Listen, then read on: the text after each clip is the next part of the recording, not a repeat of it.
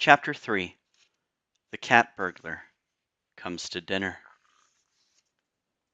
By the next morning I had decided that the man behind the tree house was just a burglar who was well dressed, because he frequented neighborhoods where most of the locals had money, where looking shabby would attract attention. If I had imagined anything, it was his resemblance to the actor. Asking the police to bring me home had been an inspired impulse. I had called the man's bluff, let him know I wouldn't put up with continuing invasions of my household. He'd gotten the idea. I so rarely come up with an interpretation of events that casts me in a good light, that I savored this one for a while. When Sally called to check in, I told her there had been a break-in at my house. A cat burglar, I said, amusing myself. What did he take? Nothing, as far as I can tell, except your heart. Then how do you know? Oh, I said, seeing the source of her confusion. I was here. I saw him in the living room. He knocked over some furniture, made a big racket. In the middle of the night? No, between breakfast and lunch. That's prime burglary time in this neighborhood. Nobody's home but the nannies and the dog walkers. I suppose. She sounded unconvinced. What did you do? Were you scared? Good heavens, yes, I said. I ran out of the house and up the street, and there was a patrol car just a block away. They came back with me. Telescoping the time a bit seemed harmless. Did they catch him? No. I felt a bit embarrassed, remembering the empty house, the smug faces. He must have taken off right after me. I suppose it's just as well. You wouldn't want to have to press charges, testify, all that fuss, she said. Do you know how he got in? Nope. The window, maybe. Maybe? Don't you want to know? Do you feel safe? I hadn't thought about that. Safe was a good word. But I was feeling something else, too. I guess. There was a pause while she munched on something crisp.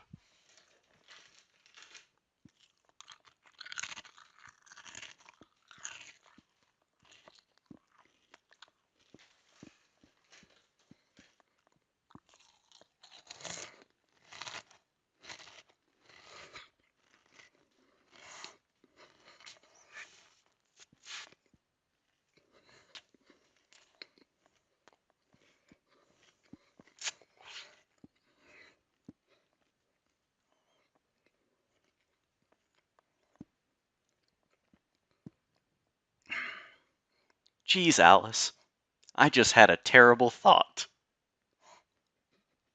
Yeah? What if those nightmares? What if they weren't you dreaming at all? I know, I said, delighted that she'd reached the same conclusion. It's kind of creepy, some guy sneaking into my bedroom at night. But I think they're probably just dreams. Still, she said, did you tell the police about it? No, I thought it would sound, well, okay. But I get your security guys in to do a checkup. I suppose, but I haven't had any night visitors lately. I said, all that's over. Disappointment. That was the other feeling. In the next week or so, there were a couple of odd incidents that I passed off as menopausal nerves. I didn't see the man's face in the darkness, or feel his touch while I slept, but I would come awake from time to time sensing an unusual weight on the bed, a weight that disappeared before I could look to see what caused it. I would hear footsteps, see a dark shadow out of the corner of my eye, find something moved from where I remembered leaving it. Once coming home, I thought I saw a face in the window, but when I got upstairs, only shadow was there to welcome me. Then there was another night. I'd left in the morning, planning to be home right after lunch. I was in the middle of lunchtime chatter with a couple of friends from the document crew at the Museum of Modern Art when my cell phone rang. It was the librarian who organizes the literacy volunteers. The afternoon volunteer had canceled, and several people would be disappointed if I couldn't help out. I finished lunch and spent the afternoon at the library. So it was dark when I got home, and I hadn't left any lights on any lights. Usually, when I come home past his supper time, Shadow greets me at the door, not always in the best mood. This evening, he was nowhere to be seen. I flicked on the hall light and climbed the stairs into my flat, wishing again that someone would simplify those timer gadgets so I'd be sure to have a light or two on whenever I came home. But as I climbed the stairs, I saw that it wasn't dark. Not entirely.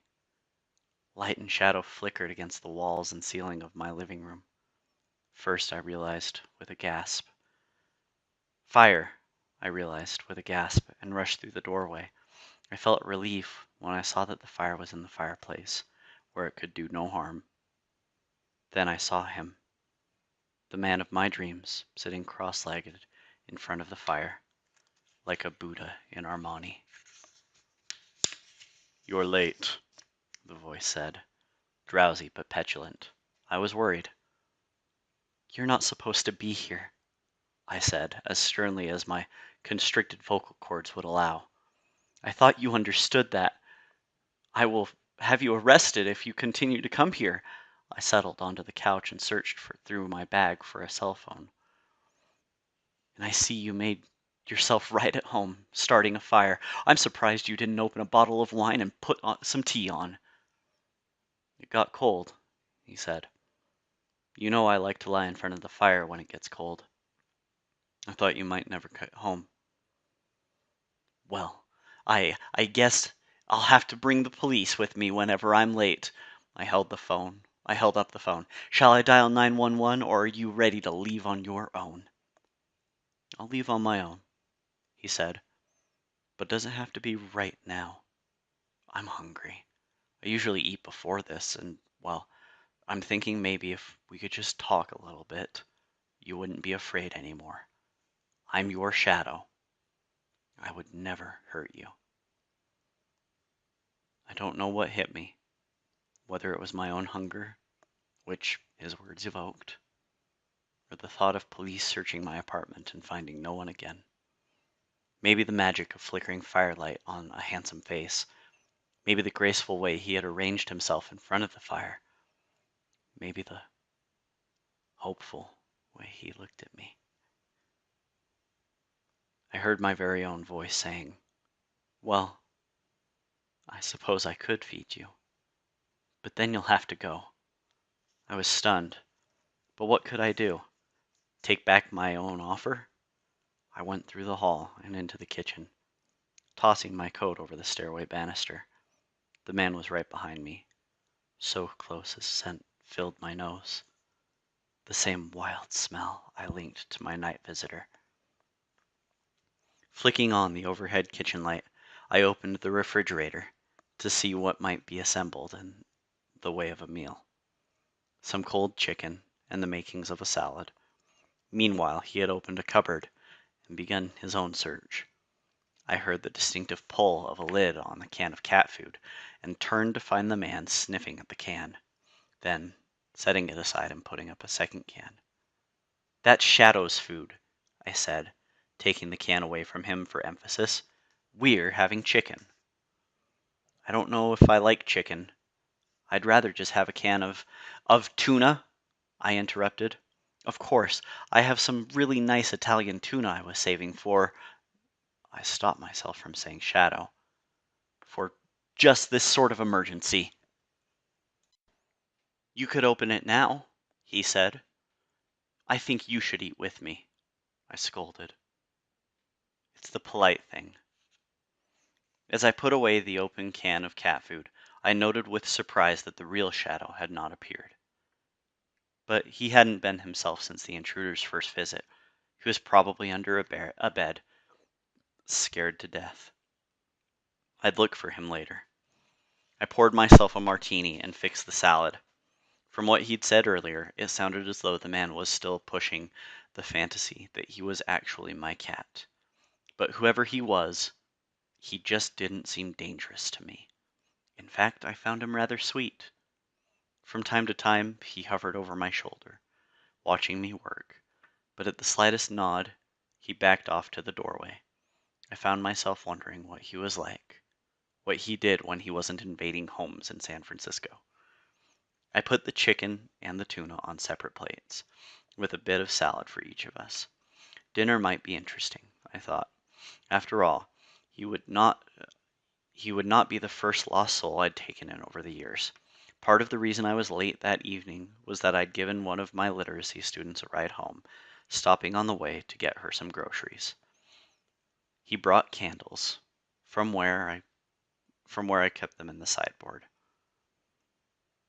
"I'd like it when you have these," he said. "Fine." So he'd done a little snooping. "You seem to know where the matches are too, so why don't you light them?"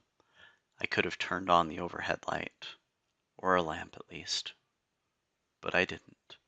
He seemed to like dimly lit rooms after all. I brought the plates, a glass a glass of sparkling water for my visitor, and a glass of wine for myself. "I like tuna," he said, walking close behind me. It's just a light meal, but something you might enjoy," I said as we took our seats. Indeed, with no further ado, he started scooping up the tuna with his fingers. Looking like the actor, I suppose he felt the need to get into his role. Nevertheless, I picked up the fork next to his plate and put it in his clean hand. "Please," I said, when he looked at me with narrowed eyes and a slightly crossed expression. I picked up my own fork, offering a model, and soon enough he was making headway on his supper. "So tell me a little bit about yourself," I began. "What do you mean?" "Tell me about your life." "My lives, you mean? Any life in particular?" "Well, I suppose you could start at the beginning." He nodded. "My family came from Ireland," he said. "Long, long ago. Where they were born house cats. Good mouses, rats too, you know," he went on. "The first shadow was just a wee lad when he was torn from his mother and transported to the New World as a companion to his youngest son of the human family that employed his kin." I decided to play along with his fantasy and see where it took us. "And I suppose you were settled in Maine?" He stopped, licking his fork. "How do you know that?" "Your breed," I said. "Shadow is a Maine Coon cat. Well, I have no certificate because I found him at the SPCA. But he has all the markers." "Mark markers?" my guest said. "Furry tufts on the underside of his paws, the long whiskers, even that chirping sound he makes. There's no doubt in my mind about his breed." He nodded and picked up his fork. "A Maine Coon cat is what you call us." "And what is this coon?" "God, oh no. Okay, short for raccoon," I explained. "There's some mythology about interbreeding back in colonial days." "Really?" he said. "People have the most disgusting ideas." "I suppose," I said. "So let's skip ahead. Tell me what you do for a living." "For a living?" "A purpose," I said, though in fairness I'd been hard pressed to answer the same question. He smiled, and then our eyes met. The candlelight flickered on the surface, but the eyes were bright green, the loveliest green, and they were full of something. Full of affection, I suppose. "I do lots of things," he said, "but mostly I watch you." I felt a bit of a shiver. "Why do you watch me?" "Because I love you," he said, with incredible ease, the eyes never flinching, never leaving mine. "I want you to be well and happy and safe here. If I could, I would be with you for all eternity." It took me a while to swallow all of that. Really? And what is it? Love at first sight? You'll forgive me if I've forgotten how we met. There might be clues here, I thought. Leads I could give the police so they could trace this man who was stalking me. Actually, he said, I saw you before you saw me. You were working at the SCPCA. All the animals loved you, especially the cats. We all looked forward to Wednesday because you spent the whole day with us. I had spent Wednesdays at the SCPCA for a couple of years, but that had stopped more than a year ago, not long after I brought Shadow home. This man had been watching me for a long time. Of course, I'd been expecting you to come for me, so I recognized you right away. You expected me? I knew you would bring me home. Mimi said so. We just had to wait. Then one morning, you stopped when you walked by my area and you said, So no one's taken you home yet, handsome? Aren't you the sweetest guy? And pretty soon, you came back with the box that has holes and brought me home. You told me to look around and see if I thought I might be able to live here. But of course, I liked it from the start. I remember you were particularly eager for me to enjoy all the windows. You went through the rooms, counting them. I had forgotten that occasion, but I recognized his account as accurate. 12, he went on. If you count the windows and the closets and the doors. I nodded, suddenly losing my appetite for the chicken and salad that remained on my plate. I looked across the table at the dish in front of him. It was so clean it looked polished. I love the windows, he said. I love being with you. Mimi said you were the best companion, but you're even better than she said. And Mimi is? My sister, he said, giving me a puzzled look. You must remember her. You were her companion for almost 20 years. Mimi had been the name of my first cat, acquired during my Southern California period. She had been dead now for several years. This is not possible, I said, getting unsteadily to my feet. I don't know who you are, but you might be quite mad. You certainly are extremely scary. The dizziness was growing. Too much wine, I said to myself. Then to him, I'm going to bed now. Please don't follow me. I'm going to sleep, and when I wake up, you're going to be gone. I met his eyes again. They looked sad. Do you understand me? I said as sternly as I could manage. He nodded. I don't want you to be afraid. I left the dirty dishes on the table. I didn't check the doors to make sure they were locked. I didn't brush my teeth or stop for a pee. I went directly to my bedroom and climbed underneath the quilts in the clothes I'd been wearing. I closed my eyes very tightly, and in no time at all, I was asleep. Through the night, I woke from time to time, but I just drew the quilts closer and kept my eyes closed. Finally, I realized by the street noises that morning had come. I felt the sunlight through the blinds stealing across my face. That distinctive chirp came from somewhere nearby, and when I opened my eyes, Shadow was perched on the dresser across from me. I stretched, and he leaped across the small distance and welcomed me as he always does when I slept late, running himself underneath my hand until I found the energy to pet him. I wanted a shower so badly, but I needed to look around first. The apartment was empty, except for Shadow and me. The doors were closed and locked, the dishes had been washed and stacked in the sink, and the candles had been put away. I told myself I must have done it before I went to bed. I promised not to have a martini for a week. It's going to be a difficult promise to keep.